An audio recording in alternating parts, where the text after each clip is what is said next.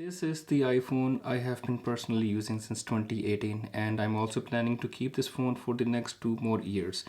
Would I recommend you this phone in 2024? So, my upfront conclusion and the recommendation is no. I would not recommend this phone to you in 2024, despite the fact I'm personally keeping this phone for 2 more years. The reason is not only that the phone will not receive any further iOS update after iOS 17 because of the value for money. If you're in market and you want to buy a phone in this price bracket and with a small little stretch, you can get the iPhone 11 Pro, which to my belief is a better option as compared to iPhone 10s in the second hand market.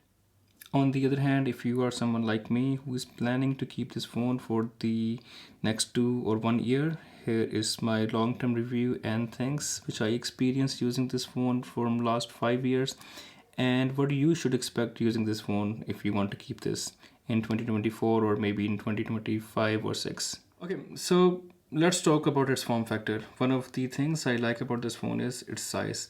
You can use this phone with your one hand only, and if you put this phone into your pocket, it will disappear there.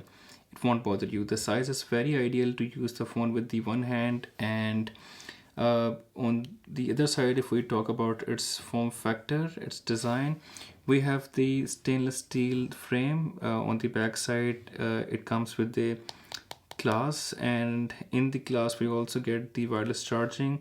On the back we have a dual camera system. It has a main camera which is 12 megapixel. We have a dedicated telephoto camera which is also 12 megapixel, and it takes very good photos. In the center we have a flash, and on the right side of the phone we have lock unlock button. On the left side we have volume rockers and volume down, volume up, and a dedicated silent switch. You won't get this in the 15 Pro Max, they changed it. In the front we have a 5.8-inch display screen with a very big notch, but it also supports the Face ID, and Face ID is very fast. It is as quick as the Face ID of the iPhone 15 Pro Max. Look at the Face ID. It opens up very quickly. For some people, the notch size is too big and it annoys them. For me, this is fine. On the bottom side, we have the mic. Then we have the lightning port, and then we have the speakers. In terms of display, we get a 5.8-inch Retina OLED display on the iPhone 10s, which makes it a very good phone to consume the entertainment and the social media content. iPhone 10s was the last phone to offer the 3D touch, which means it has a pressure sensitive display. Means if I click on any icon and put some pressure, it will instantaneously start showing me more shortcut options. This feature was killed by the Apple after the iPhone 10s and 10s Max, but you can still access this option in the newer iPhone models by just simply clicking on the icon and pressing it. In terms of battery, it offers wireless charging and offers a small battery size which is 2658 mAh, but the user interface is quite optimized by the Apple. You can still use the phone for the full day with this battery size.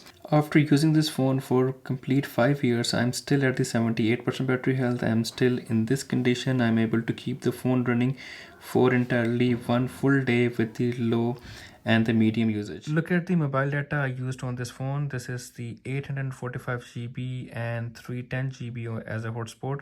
Still the battery is at 78%, and whenever I need and I feel the replacement, I will change the battery from any third party, which will cost me way lesser than it cost me from the In terms of performance, we get a 812 Bionic chip in the iPhone 10s with the 4 GB of RAM.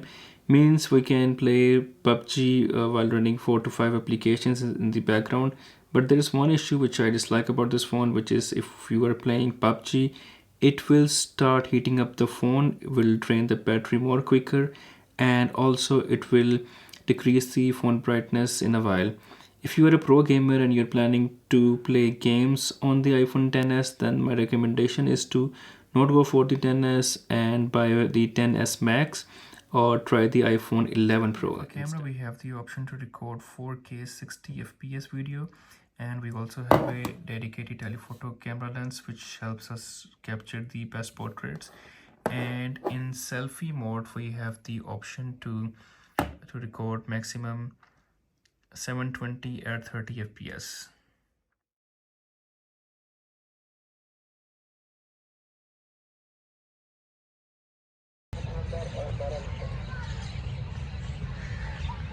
Okay, so in the conclusion, if you're in the market and want to buy iPhone 10s to keep the phone for at least 2 to 3 years, but you can afford the iPhone 11 Pro instead, I would recommend go for the 11 Pro because obviously the newer is the better. But if you are planning to keep the phone 10s for a little longer, you can have this phone for at least 2 to 3 years without any issue.